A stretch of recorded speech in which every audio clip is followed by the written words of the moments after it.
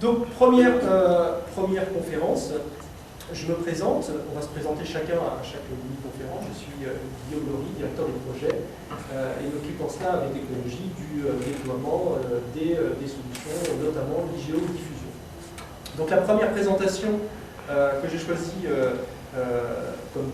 le thème que j'ai choisi, c'est effectivement le respect du référentiel d'accessibilité, qui est une obligation, on va le voir aujourd'hui pour les sites publics, et souvent à la lecture, nous de notre côté, des cahiers des charges et des demandes qui peuvent nous être soumises, on a l'impression qu'il y a une méconnaissance de ce qu'est réellement l'accessibilité. Donc l'accessibilité, il y a vraiment des fausses croyances. Aujourd'hui, l'accessibilité, quand on en discute avec tout à chacun, certains vont dire que c'est une problématique d'ergonomie. Il faut que le site soit bien conçu et facile à naviguer. Oui, mais pas que. C'est d'avoir une version adaptée du site pour certains publics, que ce soit des tablettes, des mobiles ou des versions avec caractère plus gros pour les gens malvoyants. C'est surtout pas ça l'accessibilité. C'est dédié uniquement pour le public aveugle. Et moi, je ne suis pas concerné, mon site ne concerne pas les aveugles. C'est pas uniquement ça l'accessibilité. Ça améliore la qualité d'un site. Oui, mais pas uniquement. Vous allez voir, finalement, l'accessibilité, c'est de proposer le même contenu à tous les publics. Un contenu mauvais, le même à tous les publics, ou un bon contenu à tous les publics. L'accessibilité, c'est cher. Pas forcément. C'est cher, je prendrai une analogie, c'est comme si vous construisiez une maison et qu'à la fin de la construction, vous décidiez de faire un sous-sol. Oui, là, ça va être cher. Si vous faites le sous-sol au début de la construction, c'est beaucoup moins cher et c'est beaucoup plus facile à faire. Donc, si l'accessibilité est prise dès le début d'un projet, il y a des bonnes pratiques à mettre en place qui vont garantir que le résultat sera le plus accessible possible. La meilleure définition de l'accessibilité, c'est celle de Tim Berners-Lee, qui est l'inventeur du web et qui aujourd'hui préside le W3C, qui est mettre le web et ses services à la disposition de tous les individus, quel que soit leur matériel, logiciel, infrastructure réseau, question de débit, leur langue maternelle, leur culture, leur localisation géographique ou leur aptitude physique et mentale. Donc c'est vraiment ça l'accessibilité, c'est de garantir l'accès au même contenu, au même site, à tous les publics qui peuvent être concernés par ce site. Quels sont les enjeux de l'accessibilité aujourd'hui? Déjà, c'est le respect de la loi. Depuis la loi de 2005 et son décret d'application en 2009, c'est une obligation, même si aujourd'hui, la seule sanction, c'est d'être vérifié au bout de 6 mois de manière continue. Donc il n'y a pas réellement de sanction, mais c'est une obligation légale de rendre son site public, tous les sites publics, accessibles. Pour les sites qui ne sont pas publics, ce n'est pas une obligation, mais ça permet un élargissement de l'audience. Et quand on parle d'audience, on ne va pas dire que ça va uniquement drainer un public d'aveugles. L'accessibilité, ce n'est pas dédié uniquement à ces personnes-là, c'est aussi dédié aux personnes qui ont des handicaps physiques, un accident de ski par exemple, donc pas de navigation possible avec une souris, on navigue uniquement au clavier, ça fait partie des règles d'accessibilité. Ça peut être des gens malvoyants, daltonisme, aujourd'hui c'est 10% de la population. Une charte graphique, vous allez le voir, où les règles d'accessibilité n'ont pas été contrôlées, il y a certaines informations que certaines personnes ne vont pas voir et vont perdre de l'information à consulter votre site. Donc ça concerne un certain nombre de personnes qui, sur les problèmes visuels, parce qu'on est aussi principalement sur les problèmes visuels compte tenu du média, concerne de plus grande partie de personnes. Il y a de plus en plus de seniors qui utilisent Internet. Je n'irai pas jusqu'à dire que c'est un public de choix pour les sites d'archives, mais effectivement, dans les généalogistes, les catégories d'âge sont plutôt les personnes âgées. Donc il faut prendre en compte ces problématiques d'handicap pour s'adresser à tout cet auditoire. C'est aussi un levier du référencement. Ce n'est pas parce qu'on a un site accessible que le site sera mieux référencé. Mais si le site n'est pas accessible, il sera à coup sûr mal référencé. Pourquoi? Puisque le premier handicapé sur Internet, c'est Google. Il ne regarde pas vos sites, il navigue dans le code de vos sites. Donc pour indexer vos sites, il n'a accès qu'au texte. Au texte, aux légendes des images, à tout ce qui peut être textuel. Tout ce qui est visuel, ces moteurs-là, ces outils-là ne le voient pas. Donc un site accessible pour des personnes qui vont naviguer sur une version audio de votre site, Google en est un bon exemple. Et puis c'est aussi une image de marque et une meilleure visibilité pour votre site que de le rendre accessible. Ça peut faire partie d'une campagne de communication, au-delà de l'aspect légal, pour promouvoir votre site. Donc, toutes les personnes qui vont naviguer sur Internet, aujourd'hui, je ne l'ai pas dit en préambule, ne vont pas forcément utiliser l'écran, la souris, le clavier. C'est ça qu'il faut prendre en compte. Certaines personnes, comme je l'ai dit, vont utiliser que le clavier pour naviguer, sans écran. voir sur certains handicaps des stylets qui sont mis dans la bouche pour des personnes qui sont handicapées fortement, voir des aveugles, et on travaille avec technologie avec différents clients où dans leurs équipes il y a des aveugles totaux qui vont complètement utiliser Internet avec ce qu'on appelle des lecteurs d'écran, c'est-à-dire des outils qui vont restituer vocalement le texte qui apparaît à l'écran. Et là, je peux vous garantir que si le site n'a pas été conçu, on va en prendre différents exemples, pour être accessible, la restitution orale ne leur permet pas de naviguer à l'intérieur du site et ils sont complètement perdus et noyés sous des informations absolument indigestes. Donc, comment s'y prendre pour rendre un site accessible? Alors, je n'ai pas du tout vocation, dans les 10 minutes qui me sont consacrées, à vous expliquer tout en détail. Sachez qu'il y a des référentiels, des guides, que ce soit le RG2A ou bien l'association AccessiWeb qui diffuse des grilles de tests qui permettent de vérifier un certain nombre de points. Ces tests sont répartis, si je prends la méthodologie AccessiWeb, sur 13 thématiques que je vais vous expliquer. Il y a en gros 131 critères à vérifier pour qu'un site soit accessible, ce qui représente environ 400-450 tests. Donc il y a des outils qui permettent d'automatiser un certain nombre de ces tests. J'en cite quelques-uns, mais comme ces tests, pour une certaine partie, sont assez liés à la pertinence de l'information et sont finalement assez subjectifs, ces outils ne peuvent pas automatiser l'ensemble des tests. Donc c'est une démarche qui est quand même aujourd'hui assez manuelle et assez chronophage. Les 13 thématiques, et je vais en balayer 4 ou 5 en prenant des exemples emblématiques, sont les suivantes: images, cadre, couleur, multimédia, tableau, lien, script, éléments obligatoires, structuration d'information, présentation d'information, formulaire et navigation. Ces thématiques essaient de balayer tous les aspects qui font qu'un site est de qualité et est rendu accessible à un utilisateur. Pour chacune des thématiques, et je vais commencer par la thématique image, je vais vous donner la problématique générale de cette thématique, sans rentrer dans les détails, et 2-3 points à regarder sur vos sites, des points de vigilance, pour vérifier si ces critères, sans rentrer dans les 400 tests, sont en gros respectés. Donc, pour les images, la problématique principale, c'est de donner des alternatives textuelles et pertinentes aux images. Pour les malvoyants, pour ceux qui vont utiliser des lecteurs audio, même pour les moteurs de recherche, pour indexer le contenu, il faut fournir du texte qui correspond à l'image. Donc il faut décrire systématiquement les images porteuses de sens, et surtout ne pas décrire les autres. Alors juste 2 exemples. Je prends la page d'accueil des archives de la Lozère. Un aveugle, même Google qui arrive sur ce site, il a une image. Cette image contient de l'information. Si je suis aveugle, mon lecteur audio va me restituer aucune information, sauf si je mets un attribut alt à cette image. Donc c'est juste de vérifier dans le code source, un petit peu technique, la présence des alternatives textuelles aux images qui donnent du sens à cette image. L'obligation est même, tout texte visible doit être fourni dans l'alternative textuelle. Texte qui sera aussi indexé par les moteurs de recherche. Ce qui est plus compliqué, c'est les images qui ne sont pas porteuses de sens. Alors, porteuses de sens, ça c'est effectivement un élément d'appréciation subjectif, mais l'exemple qui est ici, c'est un mauvais exemple. Donc j'irai gronder les rédacteurs ici pour leur dire que sur ce type d'image, il ne faut pas mettre d'alternative textuelle qui apparaît ici, qui plus est le nom du fichier. Donc là, à l'audio, quelqu'un qui naviguerait sur ce site avec un lecteur audio aurait Arch, Undercore, Dep, Lozère, Chasse, absolument indigeste et non porteur d'information. Donc bien identifier les images porteuses d'information qu'il faut retranscrire sous forme de texte, celles qui n'apportent pas d'informations purement illustratives, à ne pas retranscrire. Autre problématique, les couleurs. La première problématique, c'est qu'une information ne doit pas être donnée uniquement par la couleur. Alors, point de vigilance, c'est le menu actif. Par exemple, je reprends l'exemple des archives de la Lozère, lorsqu'on est dans la rubrique loisirs et culture, visuellement on voit qu'on est dans cette rubrique puisque le menu s'active, devient vert.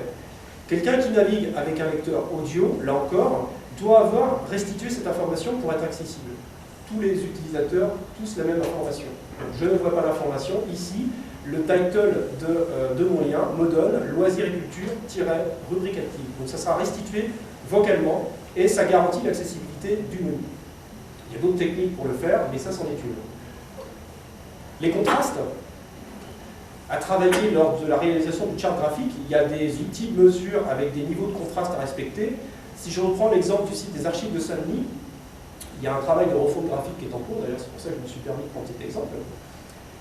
Si je suis 2 Teranotop, c'est une des 3 familles de daltonisme. Voilà comment je vais voir le site. Alors, en plus, au vidéoprojecteur, ça peut changer. Mais il y a un travail qui avait été fait sur ce site pour indiquer la rubrique thématique avec des couleurs. On perd cette information dès que une certaine partie de la population, environ 10%, va perdre cette information. Problème d'accessibilité. Si j'utilise un vidéoprojecteur mal calibré, c'est un autre problème d'accessibilité, ça ne rentre pas vraiment dans le référentiel RG2A, mais c'est un autre média. Là, je perds carrément l'accès aux sous-rubriques, c'est encore plus présent à cet écran que sur le web.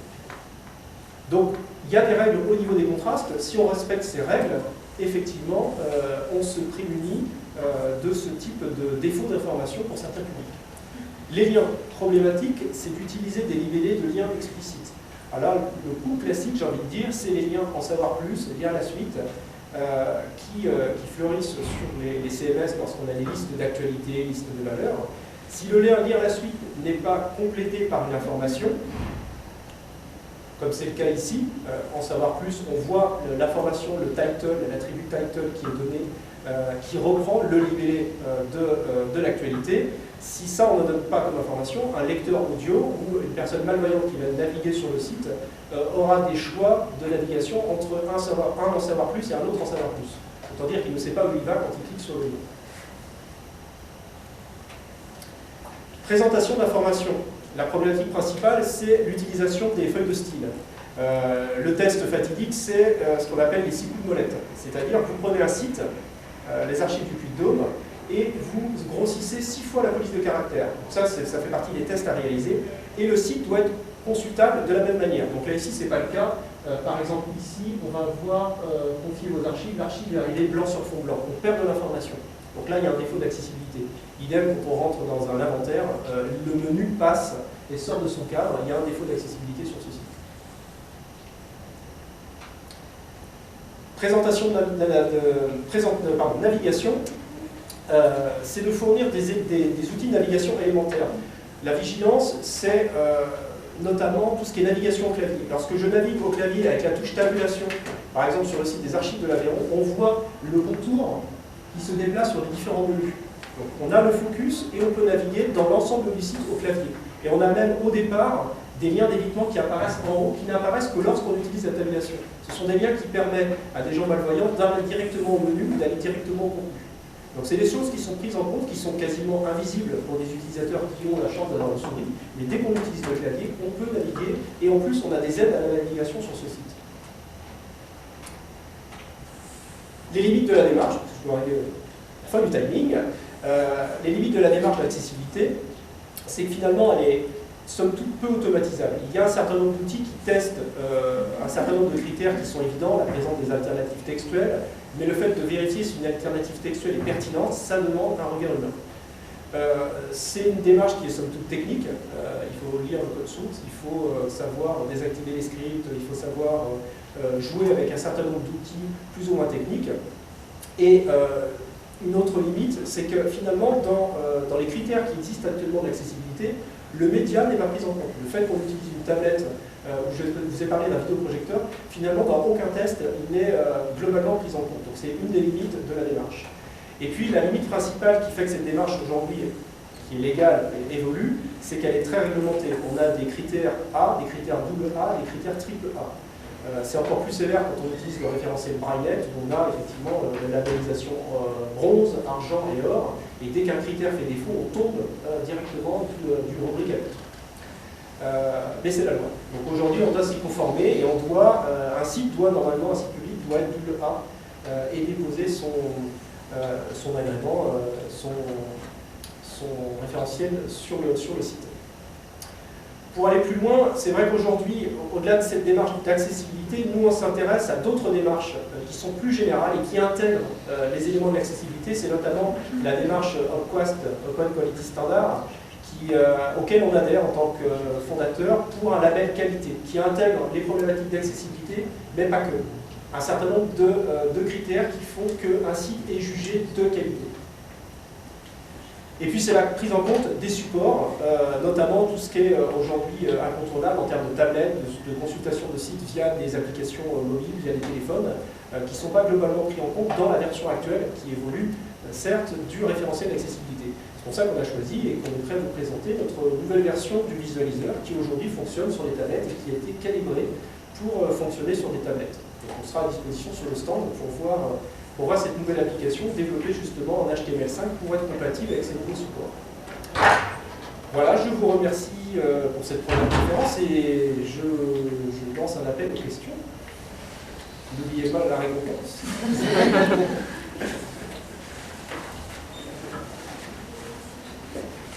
Alors, oui, donnez bien votre nom pour qu'on puisse... Sylvain Le Breton du service historique de la Défense. Oui. L'utilisation des tablettes et plus largement l'utilisation d'écrans tactiles, ça va profondément révolutionner tous les sites Internet pour nous, où on aura toujours l'utilisation de souris. Enfin, en fait, plus on a dépassé la souris. Elle est dépassée, je prends un exemple, c'est le survol. Aujourd'hui, on donnait beaucoup d'informations au survol des objets. Sur une tablette, le survol n'existe pas. On clique, on déplace, il n'y a pas de survol. Donc, effectivement, ça révolutionne l'ergonomie. Et qui plus est, le site, s'il n'a pas été conçu, ce qu'on appelle aujourd'hui responsive web design, c'est-à-dire que le site soit capable de s'adapter à tous les formats d'écran, on va arriver, vous l'avez sans doute vécu, avec une tablette sur un site où il va falloir zoomer et voir qu'une partie du site à la fois. Donc aujourd'hui, on travaille plutôt sur des sites qui, dans la mise en page, s'adaptent aux médias qui l'utilisent. S'adapter au smartphone, est-ce que c'est vraiment raisonnable? Ça dépend des types de sites. Le très bon exemple dans le domaine, c'est le site de l'Élysée, qui a été reconçu il y a un mois ou deux, complètement adaptable. Alors est-ce qu'on voit sur le site de l'Élysée tout smartphone? Je ne sais pas. Mais c'est vrai qu'aujourd'hui, les smartphones ont des écrans de plus en plus grands. Et dans les transports en commun, on voit les gens qui prennent du temps pour consulter des livres, mais aussi des sites, peut-être des expositions virtuelles, vos sites d'archives, des documents de culture, comme ça. Donc il ne faut pas négliger. On le voit aussi, on va en reparler dans les statistiques de consultation des sites. Quand on regarde les appareils qui sont utilisés pour venir sur les sites d'archives, tablettes et smartphones, c'est en pleine croissance. Oui. Est-ce qu'il y a d'autres, là vous avez parlé du RGPD, est-ce qu'il y a d'autres référentiels, d'autres normes internationales en matière d'accessibilité? Alors, ils sont basés sur les WCAG, qui sont des normes américaines, mais en France, c'est le RGPD2A qui fait. Alors, il y a Brainiac, AccessiWeb, propose son référentiel avec une correspondance. Donc, si votre site, c'est deux méthodologies en fait. Les fiches pratiques du RG2A ou celles de Brainiac, on peut utiliser l'une ou l'autre pour arriver quasiment au même résultat. Et quelle est l'autorité vous parliez de contrôle au bout de 6 mois en termes de... Aujourd'hui, il n'y a aucun contrôle.